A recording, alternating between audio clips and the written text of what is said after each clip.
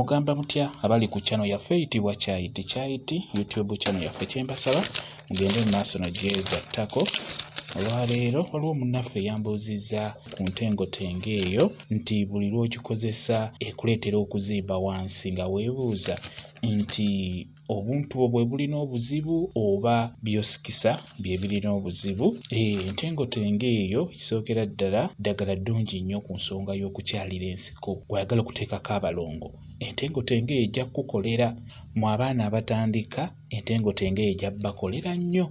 Myaka 11, 12, 14, 18 eyo entengotengo nnungi nnyo mu kusika abalongo abo bajja kuvayo bulungi nnyo. Bujja kubeera nga buvayo naddala ggwe omwana omuto ebeera ejja kukolera nnyo. Kakati entengotengo eno kasooke mbabulire enkozesa gy'ogikozesaamu. Entengotengo gy'olina okukozesa y'entengotengo eyo erina otuggwaggwa kungulu ku ntula kwennyininyini nga bw'ogiraba yeeyo. Naziri zikola naye eno yeesinga, eyo erina obutuutuutu ebeera ejja kukolera bulungi ate mu bwangu ku nsonga eyo ey'okusika abalongo oba okuteekako obuntu bwobwo. Ogikola otya? Ofuna entengotengo ezo, naye olina okufuna entengotengo ezo nga zikyuse kakkala nga ziraga zigenda kwengera oba nga zengedde. Nga bw'olaba ezo z'obeera olina okufuna nga zifaana bwe zityo, nga zivudde mu green nga zifunye kakkalakala akayeroyera katonotono, z'oba okozesa zijja kuba zikolera bulungi nnyo mu bwangu. Okuggyako n'ekirala, naawe omukulu osobola ozikozesa naddala ng'otandika. Ziyamba nnyo gwe omuntu atandika obutandisi.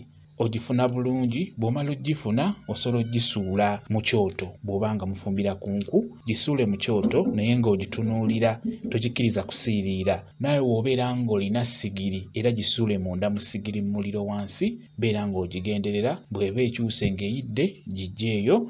Ate era n'ekirala, osobola okukwata ekitengotengo ekyo ky'olaba n'ofuna obuveera bwa white nga 2-3 n'ogisibira mu buveera obwo bulungi nnyo. Bw'omala ogisibira mu buveera obwo, beera ng'ogiteeka ku mmere waggulu. Ng'omaze okusaaniika bulungi emmere, ogitadde ku kyoto etandise okutokota. Kwata ekitengotengo ekyo kisibire mu buveera obwa white, obuveera nga 2-3, ogiteeke ku mmere waggulu, obikeke essefuliya. Ebeera ejja kujja bulungi, giggyeeyo. Beera nga weteekateeka bulungi nnyo. Weebeera ewoze, beera ng'ogiyuzamu makkati. Beera ng'okwatamu ebyo eby'omunda ng'eno bw'osika. Kwatamu ebyo eby'omunda eno nga bw'osika. Entengotengo nnungi nnyo ku nsonga eyo ey'okukyalira ensiko eyanguya. Kati ekyo ky'obadde obuuza gwe munnaffe ali ku channel yaffe eno Kyayiti nti lwaki buli w'ogisikisa wansi wazimba. Kituufu entengotengo ezimbya, n'olwekyo entengotengo kituufu w'ogikozesa esobola okuzimbya. Ate naddala weesanga omubiri omunafunafu